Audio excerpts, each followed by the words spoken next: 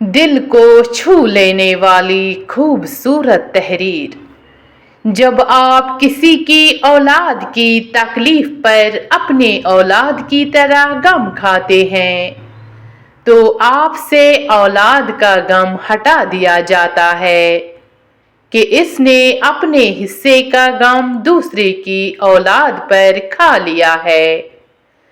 یوں آپ کی اولاد غم سے نجات پا جاتی ہے۔ جب آپ کسی کے بوڑھے باپ کے لیے سیٹ سے کھڑے ہوتے ہیں تو آپ کے باپ کے احترام میں کھڑا ہونے والا بھی اسی بس میں سوار کر دیا جاتا ہے۔ جب آپ کسی کی ماں بہن بیٹی کی طرف اٹھنے والی غلط نگاہ پھیر لیتے ہیں تو آپ کی ماں بہن اور بیٹی کے گردوکار کا حوالہ بنا دیا جاتا ہے۔ جس کی طرف اٹھنے والی ہر غلط نگاہ جھکنے پر مجبور ہو جاتی ہے۔